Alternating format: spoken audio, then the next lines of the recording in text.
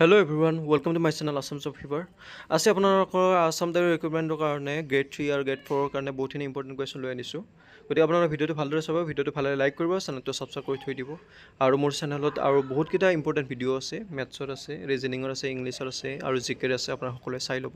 Recently মই SI ইউনিটৰ ওপৰত আপলোড কৰিছোঁ, বহুত দৰকাৰ SI ইউনিট, আপোনালোকে সকলোৱে চাই ল'ব। আজি প্ৰথমটো ভিডিঅ' আৰম্ভ কৰোঁ। নেক্সট, আজি আমাৰ প্ৰথমটো কুৱেশ্যন হৈছে Which port is known as Queen of Arabian Sea? আৰব সাগৰৰ ৰাণী বুলি কোনখন বন্দৰক কোৱা হয়? অপশ্যনকেইটাৰ ভিতৰত শুদ্ধটো হ'ব অপশ্যন এ কোচি। আৰব সাগৰৰ ৰাণী বুলি কোচি বন্দৰক কোৱা হয়। Next question, Which of the following is considered the second Kashi in Assam? নিম্নলিখিত কাক অসমৰ দ্বিতীয় কাশী হিচাপে গণ্য কৰা হয়? অপশ্যনকেইটাৰ ভিতৰত শুদ্ধটো হ'ব অপশ্যন চি শ্ৰী সূৰ্য পাহাৰ। শ্ৰী সূৰ্য পাহাৰৰ অসমৰ দ্বিতীয় কাশী হিচাপে গণ্য কৰা হয়।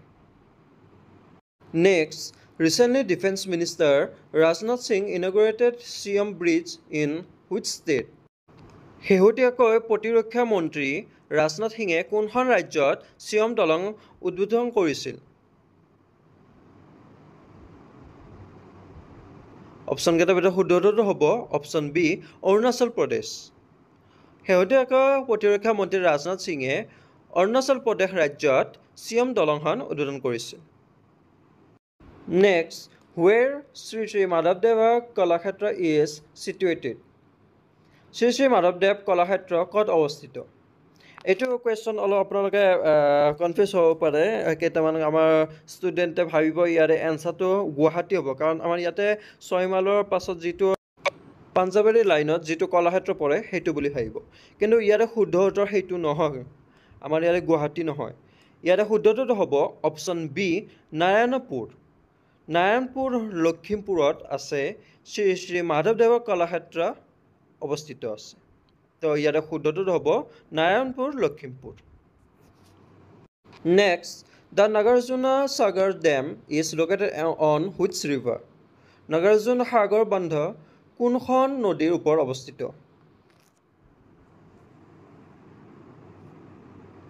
অপশ্যনকেইটাৰ শুদ্ধটো হ'ব অপশ্যন এ কৃষ্ণা। নাগাৰ্জুন সাগৰ বন্ধ কৃষ্ণ নদীৰ ওপৰত অৱস্থিত। Next, Assam volleyball association was formed in? Assam volleyball সংস্থা কেতিয়া গঠন কৰা হৈছিল? অপশ্যনকেইটাৰ ভিতৰত শুদ্ধটো হ'ব অপশ্যন চি 1955। 1955ত অসম ভলীবল সংস্থা গঠন কৰা হৈছিল। Next, in which state is the বলপক্ৰম national park located? বলপক্ৰম ৰাষ্ট্ৰীয় উদ্যান কোনখন ৰাজ্যত অৱস্থিত?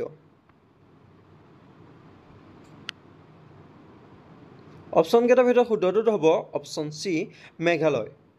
বলপক্ৰম ৰাষ্ট্ৰীয় উদ্যান মেঘালয় ৰাজ্যত অৱস্থিত। Next, with which sport is Dhanraj ply associated? Dhanraj ply কোনবিধ খেলৰ সৈতে সম্পৰ্কিত? অপশ্যনকেইটাৰ ভিতৰত শুদ্ধটো হ'ব option D hockey. Dhanraj ply hockey খেলৰ সৈতে সম্পৰ্কিত। Next, what is the new name of ৰাষ্ট্ৰপতি ভৱনছ মোগল গাৰ্ডেন? ৰাষ্ট্ৰপতি ভৱনৰ মোগল গাৰ্ডেনৰ নতুন নাম কি ৰখা হৈছে? অপশ্যনকেইটাৰ ভিতৰত শুদ্ধটো হ'ব অপশ্যন বি অমৃত উদ্যান। ৰাষ্ট্ৰপতি ভৱনৰ মোগল গাৰ্ডেনৰ নতুন নাম হৈছে অমৃত উদ্যান। এইটো এটা গুৰুত্বপূৰ্ণ কুৱেশ্যন হয়, এক্সামত আহি যাব পাৰে এনেকুৱা ধৰণৰ কুৱেশ্যন, মনত ৰাখিব। Next, who is the author of the book the guide? The guide নামৰ কিতাপখন লেখক কোন? অপশ্যনকেইটাৰ ভিতৰত শুদ্ধটো হ'ব option B R K Narayan. The guide নামৰ কিতাপখনৰ লেখক হৈছে R K Narayan. Next, which one of the following population groups follows Buddhism? নিম্নলিখিত কোনটো জনগোষ্ঠীৰ লোকে বৌদ্ধ ধৰ্ম অনুসৰণ কৰে?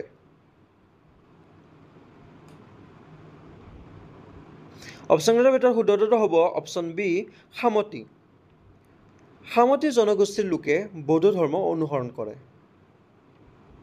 Next, which was the first Assamese colour film? প্ৰথম অসমীয়া ৰঙীন ছবি কোনখন? এইটো এটা গুৰুত্বপূৰ্ণ কুৱেশ্যন হয়।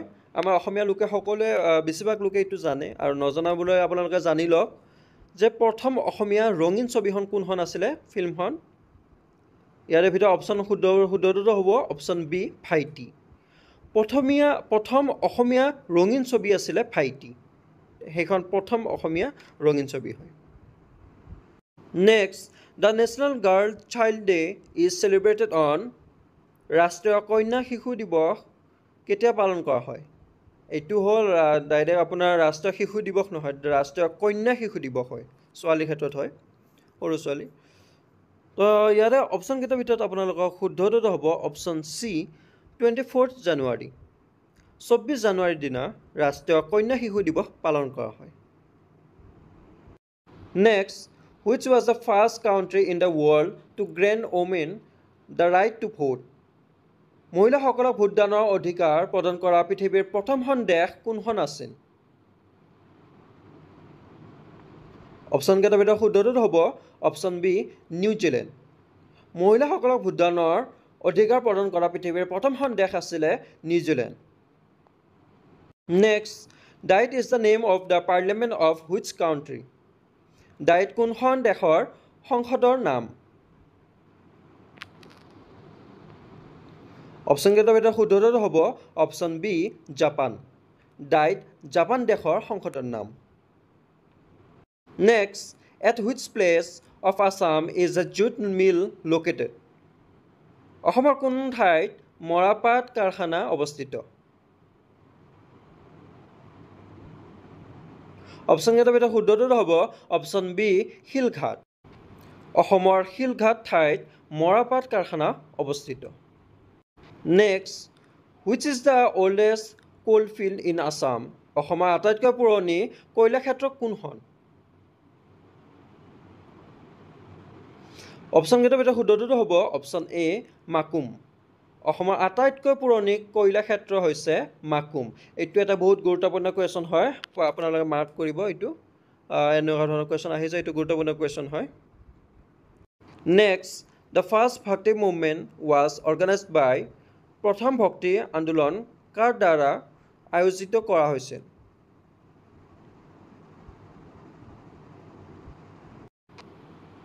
অপশ্যনকেইটাৰ ভিতৰত শুদ্ধটো হ'ব অপশ্যন ডি ৰামানুজাচাৰ্য। প্ৰথম ভক্তি আন্দোলন ৰামানুজাচাৰ্যৰ দ্বাৰা আয়োজিত কৰা হৈছিল। Next, how much time does it take for sunlight to reach earth? সূৰ্যৰ পোহৰ পৃথিৱীৰ স্পৰ্শ কৰিবলৈ প্ৰায় কিমান সময় লাগে? গুৰুত্বপূৰ্ণ কুৱেশ্যন হয়, মাৰ্ক কৰিব আপোনালোকে এইটো। অপশ্যনকেইটাৰ ভিতৰত শুদ্ধটো হ'ব অপশ্যন বি 8 মিনিট 20 ছেকেণ্ড। মন কৰিব আপোনালোকে, এইটো বস্তু মনত ৰাখি থৈ দিব, বহুত দৰকাৰী বস্তু হয়। আমাৰ যে সূৰ্যৰ পোহৰটো আছে, সেই পোহৰটো আমাৰ পৃথিৱীলৈকে আহি পাওঁতে কিমান সময় লাগে? 8 মিনিট 20 ছেকেণ্ড লাগে। 8 মিনিট 20 ছেকেণ্ডত আমাৰ পৃথিৱীত স্পৰ্শ কৰে, সূৰ্যৰ পোহৰটো স্পৰ্শ কৰে পৃথিৱীত। মন কৰিব আপোনালোকে, এইটো মনত ৰাখিব। নেক্সট, আৰু এইটো লাষ্ট কুৱেশ্যন হয়, which Assamese poet is also' known as ধনী কবি? কোনজন অসমীয়া কবিক ধনী কবি বুলিও জনা যায়?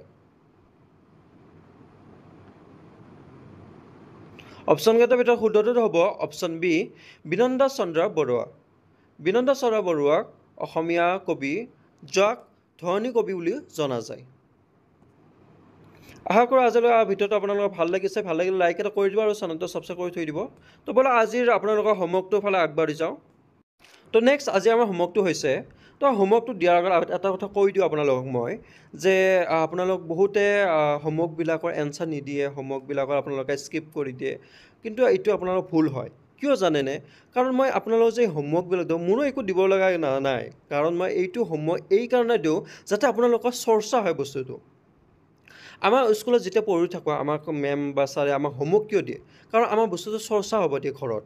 সেইকাৰণে মই আপোনালোকক এইটো ধৰণে হোমৱৰ্ক দিছোঁ, যাতে আপোনালোকে ভিডিঅ'টো যে চাই কিনে শিকিলে, তো আপোনালোকে নিজৰ ফালৰ পৰা কিবা এটা কি পাৰে তো যিমানে আপোনালোকে হোমৱৰ্কবিলাক কৰি যাই থাকিব আপোনালোকৰ চৰ্চাটো বাঢ়ি যাব নলেজবিলাক বাঢ়ি যাব গতিকে আপোনালোকে সকলোৱে হোমৱৰ্কবিলাকৰ এনচাৰ দিব চেষ্টা কৰিব নাজানিলে একো নাই মই কৈ দিম কিন্তু আপোনালোকে যিমান পাৰে হোমৱৰ্কৰ এনচাৰবিলাক দিবলৈ চেষ্টা কৰিব তো আজিৰ হোমৱৰ্কটো হৈছে in which continent is Sri Lanka located Sri Lanka কোন মহাদেশত অৱস্থিত অপশ্যনকেইটা হৈছে এছিয়া ইউৰোপ অষ্ট্ৰেলিয়া এণ্টাৰ্কটিকা তো ইয়াৰে ভিতৰত শুদ্ধটো আপোনালোকে মোক কমেণ্ট ছেকশ্যন জনাব আৰু এইবিলাক হোমৱৰ্ক জনালে আপোনালোকৰ নিজৰ কাৰণে ভাল গতিকে ভিডিঅ'টো ভাল লাগিলে লাইক এটা কৰি দিব আৰু চেনেলটো ছাবস্ক্ৰাইব কৰি থৈ দিব তো বলক আপোনালোকৰ নেক্সট ভিডিঅ'ত লগ পাম